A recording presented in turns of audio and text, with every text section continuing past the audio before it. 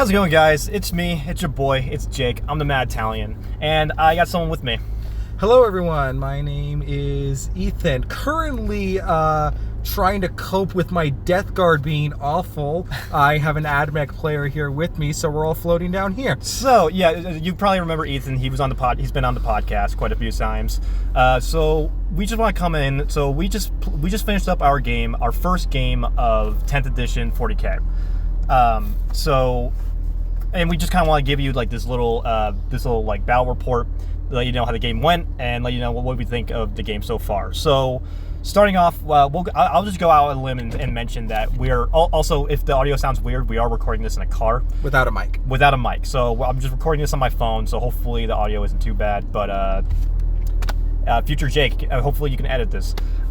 Anyway, so starting off, we both played probably the worst armies. The worst armies in the game. Yeah. Don't sugarcoat it. Yeah, the two most bottom tier armies in the game. I did, let it be known, I did message him before the game started asking him, hey, what are you going to play? Because I'm considering playing Grey Knights. And while Grey Knights are a mixed bag, they are considered to be one of the better armies, at least B tier, possibly A. Especially with Deep Strike. Like the new Deep Strike rules. They have some really nutty Deep Strike and movement shenanigans, and I considered playing them, but he says, no, I'm bringing AdMech. Okay, I want you to have fun, so I'm going to bring Death Guard, and then we can get a actual true fair game in of the two worst armies in the game. And so, yeah. Jake, what did you think of playing AdMech in 10th? It was pretty awful, I gotta say, like, because I think you have a similar situation with Death Guard, don't you? Oh, I have plenty of similar situations. Yeah, so here's the thing, so they changed AdMech, and everyone has been complaining about their rules. Like, every army, if you go onto, like, any of the subreddits, everyone will have a reason to why their rules haven't been that great. But AdMech and Death Guard definitely got it the worst. And I'll let you go on the Death Guard in a second. But basically, like, the whole problem with AdMech, the biggest problem that I think they have is that they cost more than Guard, but they have the same stats. The only difference is that they have the 6-up invuln. And the thing is that this has been the case ever since 9th edition, is that the reason why they have that invuln is because they need it to survive. Like, AdMech don't have anything else to really survive. They're not very tanky, like, not even just Skitarii, but even like Tech Priests are really not that tanky. It was only like 4 wounds as their max. So, and also, like, not only that, but they lost a lot of their rules. Like, they went from having, like, a shit ton of rules that you had to remember to just having no fucking rules at all. So, and not only that, like, their dash sheets it's very, very poorly written. But, anyway, what do you think of Death Guard? So, Death Guard have been on a downward spiral ever since their arrival in 8th edition. For those that maybe are getting into the game, assuming this might reach somebody like that, back in 8th edition, all their models, no matter what, across the board, had a 5-up Feel No Pain, which was pretty crazy. Moving into 9th edition, it got changed to mean every attack was -1 damage. So, it was a drop-off, but it wasn't too bad.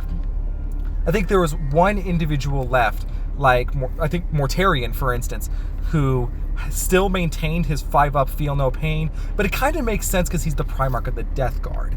Moving into 10th edition, our units got somehow even slower. Our Terminators, some of our biggest units and best units, went from 5-inch movement to 4 inches, which is honestly just a slap in the face.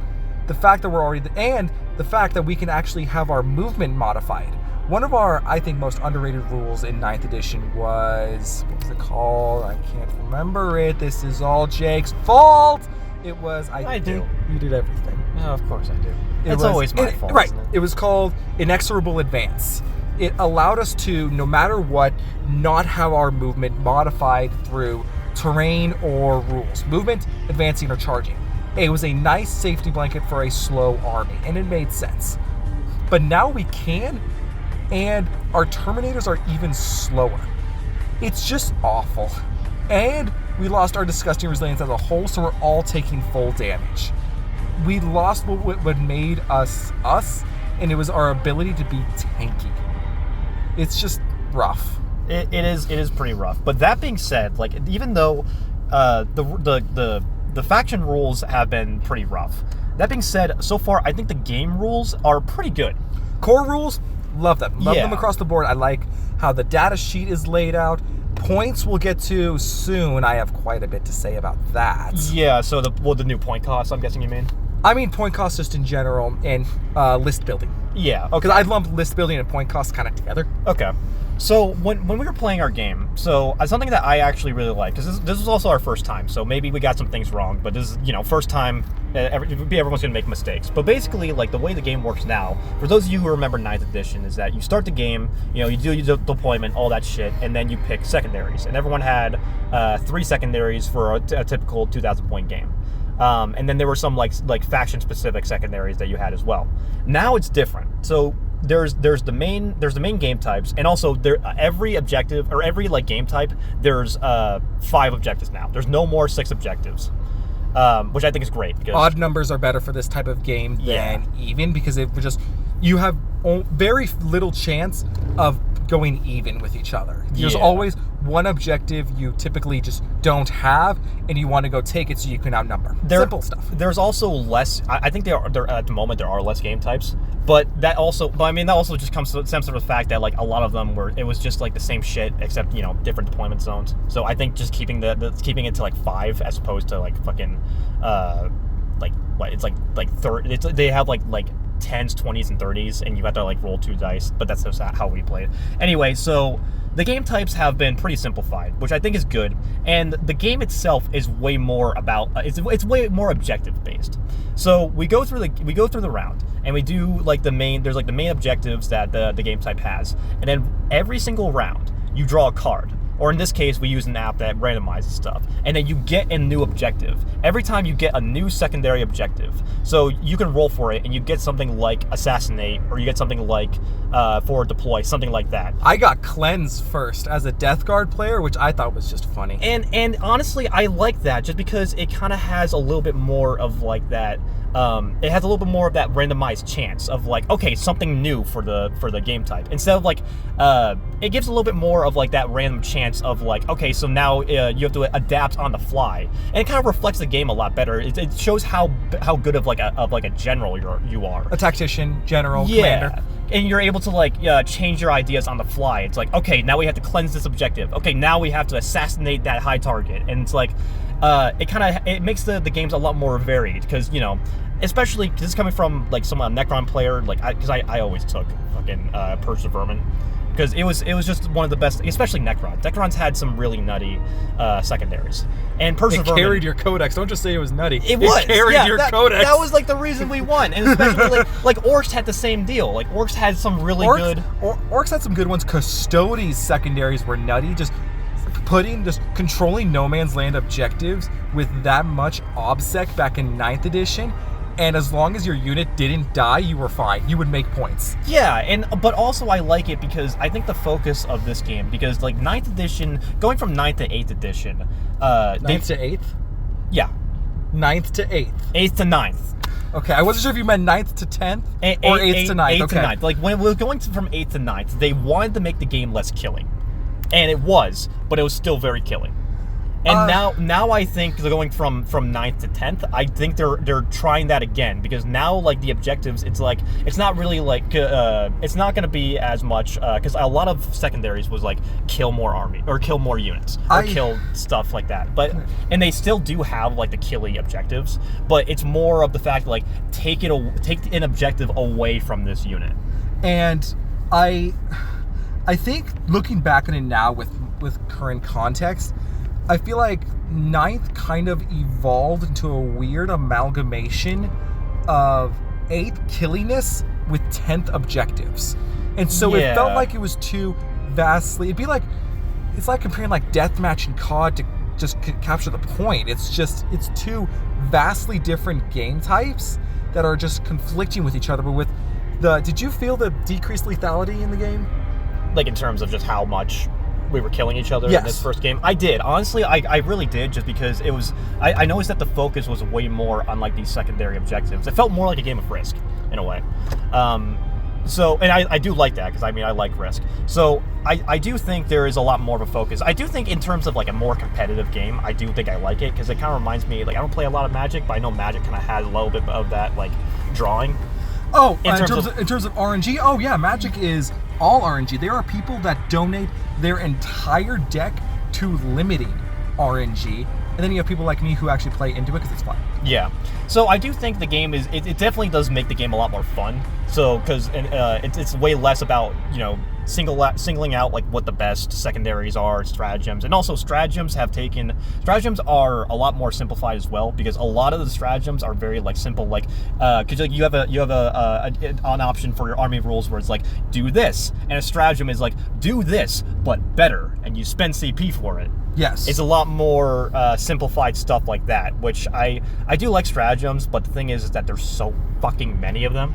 There were way too many of them back in 9th edition, and the fact that they, like, looking back on, as an avid Grey Knight player, looking back on it, they locked something as important and useful as +1 to wound behind a specific unit. Mm-hmm. I am so glad that, with the exception of I think that one enhancement for AdMech, that almost anything can be used on anything now. Mm-hmm.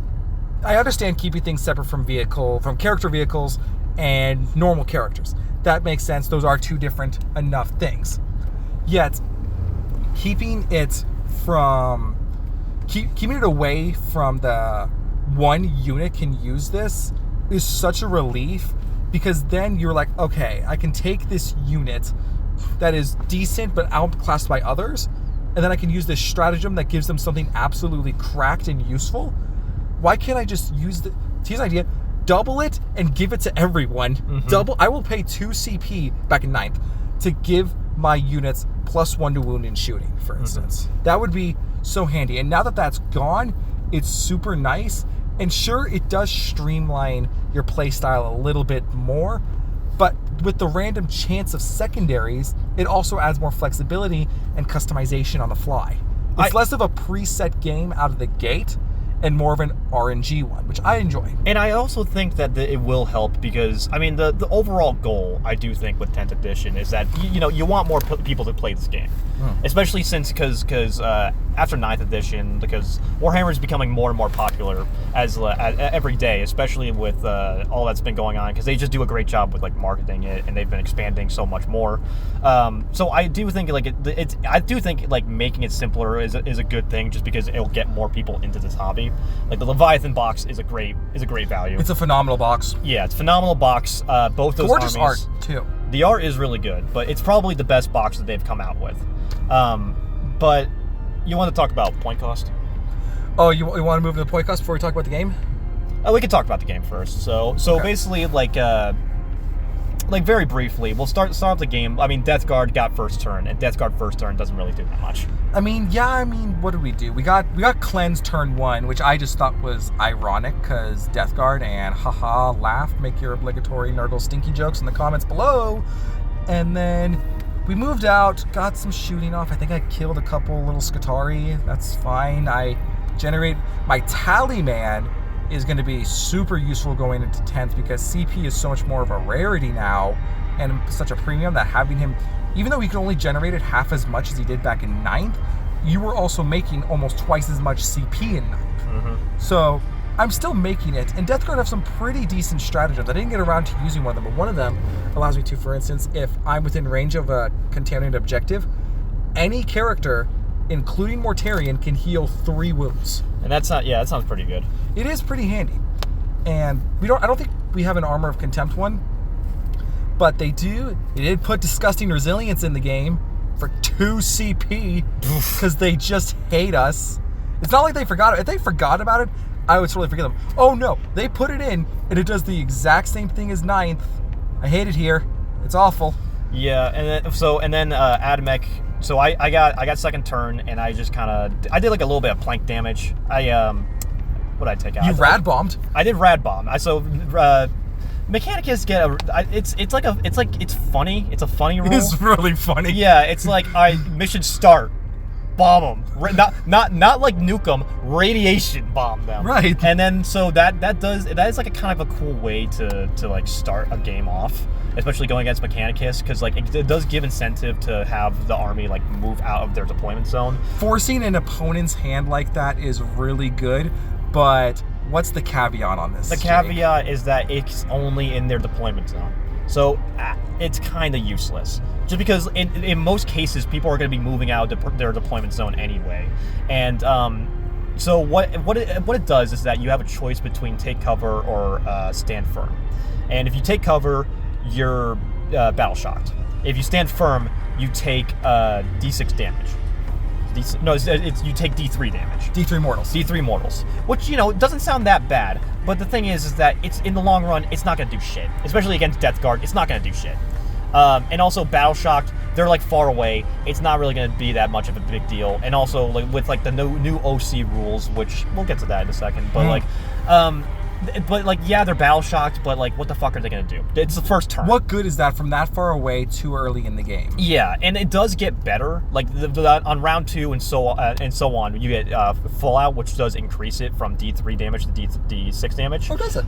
It does, yeah. Really? Yeah, I forgot about that in this game. But the thing is, it doesn't really matter. I wasn't really in my home objective. Yeah, and that's the thing is that at that point, no one's really going to be in the deployment zone for that long. So we were talking about like a way they could improve this rule is just make it so that you choose an objective area, and like outside of like the deployment zone, it has to be in no man's land. That way you can kind of like control what you want your play style to be and what like movement's going to be. And I don't know. That's what I think would have been better. I think just controlling your objective and just having to be D3 damage or forcing a battle shock is really nice. And then if you keep bombing that one objective, you can then move it up to D6. Yeah. And then once you move away, it's gone. There's no more radiation, of course. Yeah, exactly. But that was turn 1. Turn 2 came along, and was turn 2 when you took out my... Or was that turn 3? I think that was... What was that? No, it was... It was top of turn 3, wasn't it? Was it top of turn 3? I think it was, yeah. When did I bring in the... When did I deep strike? I deep strike turn 3 because that's. So I think it was the end of turn. Yeah, because I moved Mortarion up to the second. Yeah, so basically, like the center of the battlefield was just a complete clusterfuck. Yes. Yeah, so I had my Among Us bots, also known as the Castellan robots. They're tanky. They're tanky as They're fuck. tanky, motherfuckers. I do not remember them being that durable. I forgot to mention this, but I also I ally my my Mechanicus with the Knights of the Cog. So I insert Buzz Lightyear meme here, future Jake. Wait, why? The one with the Buzz Lightyear in the... Oh yeah, I run a Knights in my ad mech and it's just all of them. Oh yeah. But anyway, I have so anyway I have a Night Warden that I have, and so basically he actually did pretty good. He did pretty well this game. Mm-hmm. But he came around and he's having like a showdown with Mortarion. And it's just a big clusterfuck in the center. Like there's Skitarii, there's fucking Plague Marines, fucking Mortarions peeking over around the corner. Like all this shit is just happening. And so Morty so after like the fight back phase on my turn, Morty ends up basically slicing it in half. We actually got a really cool picture of that. Inserted here, future Jake. I'll fucking do it. All right. You don't have to remind me all the goddamn time. I know how to edit these videos. So basically, like a lot of stuff moving forward, and things are not looking good for me. But this is when also we discovered something new with 10th edition, a new thing called Gambit. So starting with on the third battle round, you actually have an option where you can choose a different type of Gambit. And what that does is that you forego any like regular objectives. You can no longer score from any primary objectives. You can still do secondaries if you want to, but when you choose a Gambit, you have the chance to get 30 points at the end of the match. So in my case, I did orbital bombardment. I think that's what it's called.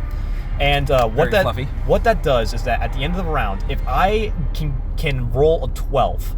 I get 30 points. If any of my units are within a 9 inches of a corner, then that gives me a +1. Excluding the deployment zone. Excluding the deployment zone. So if I hold any of those, if I hold 3 of them, I have to get a 9.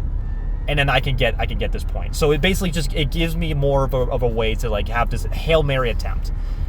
Honestly, I think Gambits are one of the coolest things they added. It is such a funny way to have a comeback mechanic built into the game, and by turn 3, depending on who you're going up against, you can sometimes see the way the game is going, especially with how unbalanced 10th edition is. Needs a lot of work. I feel bad for, on a slight tangent, I feel bad for a lot of armies, this includes some of mine, that are going to be stuck with these data sheets and these detachment rules until they get their codex. Yeah. You're an AdMech player and a Necron player. You're getting your shit early. Yeah, and that's I don't get Death Guard shit for who knows how long. Yeah, well, that's also the thing that I'm noticing is that it seems like a lot of the growing pains that came with 9th edition, because 9th edition is just like not everyone got their codex, and anyone who didn't have a 9th edition codex just sucked. That's like Guard and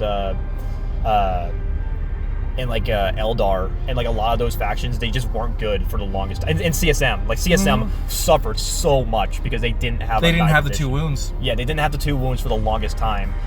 So it does seem like those growing pains are still going to exist for a while. Hopefully a little less because everything's going to be online. But the new Gambit system, I think, is probably one of the cooler things. Just because, like, and some people might complain, it's like, oh, it's all about luck. But I mean, the game's always been about luck. It's all about dice rolls. You know? Yes. So I do think that it does give a little bit more of excitement to it, and I'm pretty excited because I mean I play tournaments. I'm sure you're going to try to get a tournament. Yes. Yeah, you want to get tournaments as well. I do think the tournaments are going to be a lot more. Hopefully they can start getting done a little bit faster. I mean it's already like a 3-hour limit, so I'm sure they'll probably keep that as well. We'll have to wait for the FGC or not the FGC. So the FGC won't let me be let me be. Oh, me, sure, we're so getting let copyright me see. strikes.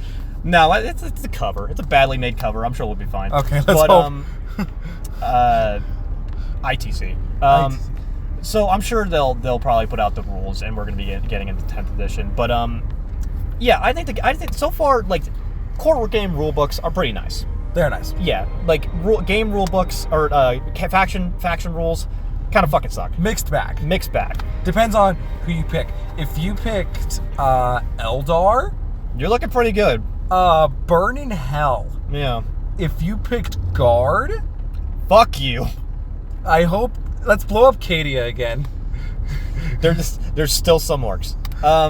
But moving forward, I ended up having we kind of had like a gentleman agreement about it. I ended up having one corner, and I didn't make the roll. But I still had that chance. So that's the thing, is that there's sometimes where you just have some matches where it's just like all hope is fucking lost. Like 9th edition had a lot of that, where it's just like, well, the game's fucking over. And then you just have to like play through, like depending on like if you have that agreement, it's like, hey, can we just wrap up the game here? But you still have like that chance. There still is like an incentive to keep playing, because it's like there's always that chance that you might be able to win something. Which I do like. I do like that it has a little bit more of that. But and in the end, the match ended up 62-32. Was it 62-32 or 62-30? It doesn't really matter much. I think I have the picture, but it was close to that.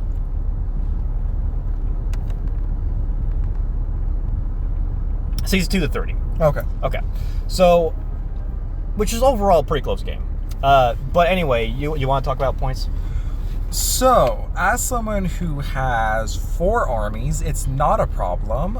Not at all. I totally don't want to play Chaos Space Marines, Night Lords, Ave Dominus Nox. Oh, fuck. Are you going to play Night Lords too? I kind of want to play Night Lords. I want to play Night Lords too. Mom said it's my turn with the Night Lords. I can fix her. I swear. He knows what I'm talking about. Put the picture in. Future Jake, put the picture in. Which one? Exactly. So, as someone who, let's say, who actually has quite a few elite armies and orcs, a horde army, the making lists is... it's very difficult to make lists because of the set squad sizes. I used to run 7 paladins in my Grey Knights in 9th edition because it was just a good number, and it got me to like 1995, maybe 2000 on the money. I think it was 2000 on the money. And now it's just... I can't even... Let me look up what these squad sizes are. Jake, you talk. It's also difficult at the moment because Battlescribe, they are coming out with 10th edition. but it's going to take some time, obviously, because they need to like adjust like the different rules and stuff like that. But Battlestrive did help a lot, just because they were able to simplify a lot of shit, and especially with how like points were with how you were able to build armies. So I do think Battlestrive is still going to be like the default way to make armies, or like the pinnacle way, I would say. Especially, well, because like the new Warhammer app, Ethan says is pretty good. It is nice. I hate that I'm admitting that GW did something on a technological level well. Yeah. But it's actually the list making is better than Battlescribe. I cannot believe I'm saying that, but it is, and it comes with all the core rules easily built in and searchable. It is a love child of Battlescribe and Wahapedia, and I have spent hours browsing both. I think it also helps that they have pictures of the models too, because there's a lot of times where I have like printouts of like Battlescribe sheets, which are handy, but there are a lot of times where I'm just searching for the fucking name over and over again, and it's like the names, fucking GW naming is always really annoying. But when it comes to like the technical level, I do appreciate the fact that we're actually doing more technical stuff. It took them fucking 10 editions to get here, which, I mean, I guess the first... Hey, they started in the 80s. Yeah, they started in the 80s, but it took them 5. It took them 5 editions, how about that? Let's do that. But, I mean, like, I'm just glad that we're hopefully going to save some money on, like, codexes and books. Anyway, like, that's never gonna happen.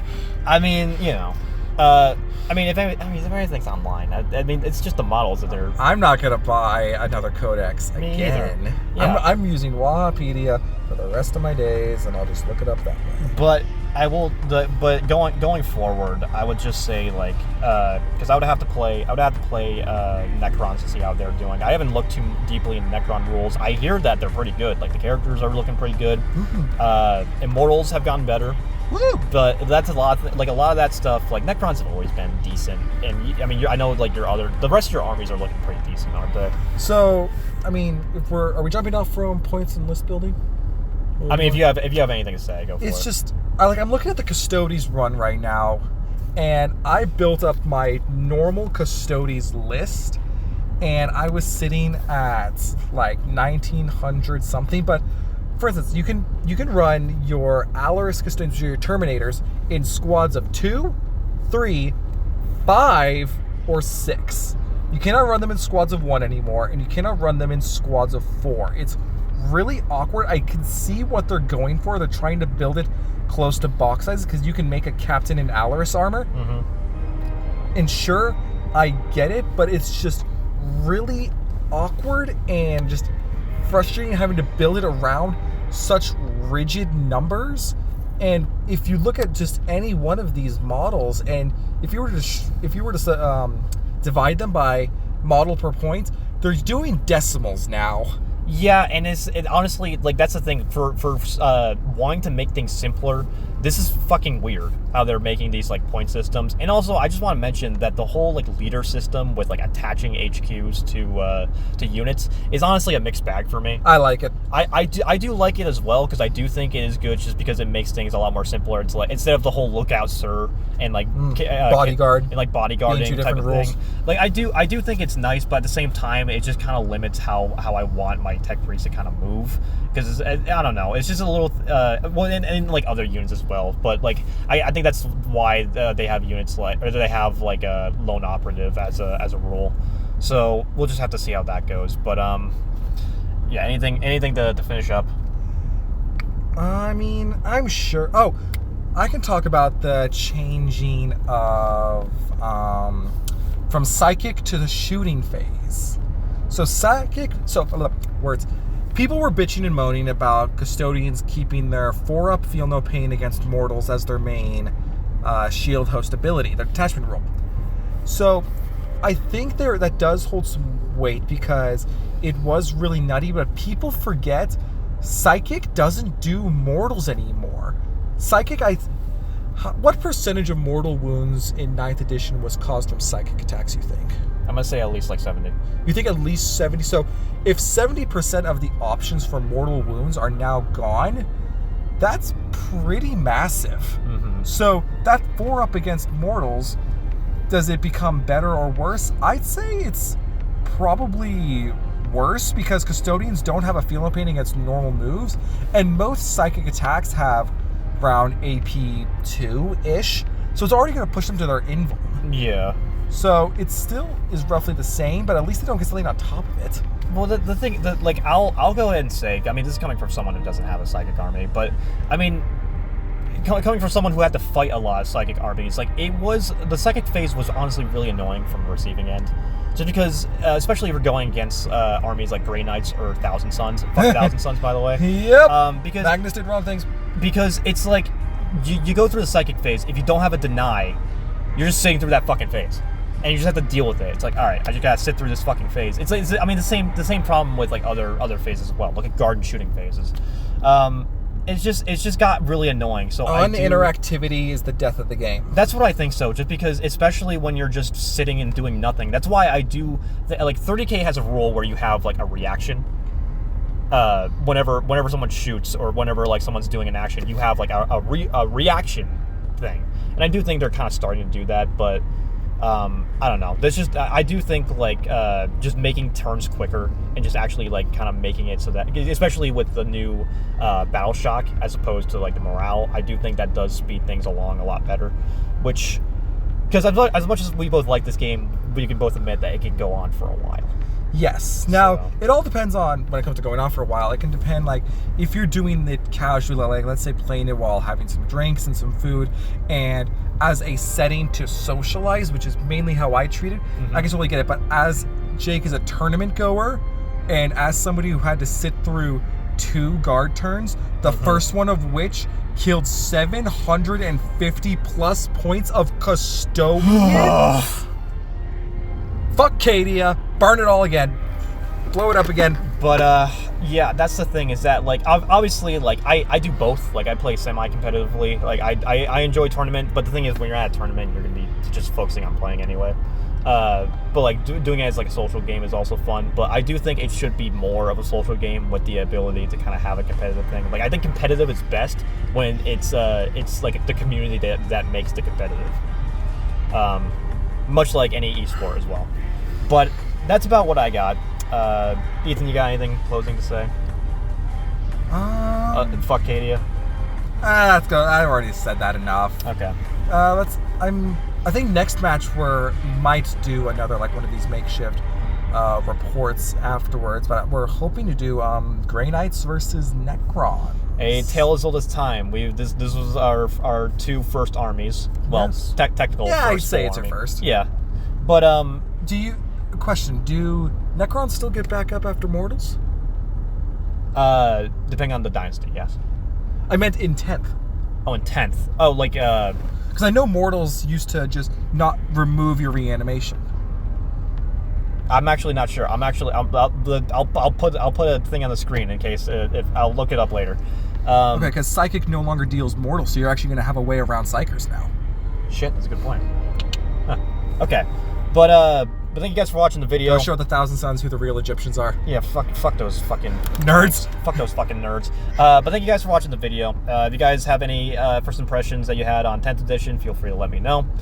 Feel free to comment on how good or shitty your rules are, or just call us a bunch of fucking losers. But Ethan, where can they find you? I'm sure just gamer_guy27 on Instagram, and please don't follow my Twitter. It's just degeneracy. Follow his Twitter. Follow mine as well. It's degeneracy. Anyway, thank you guys for watching, and take care out there.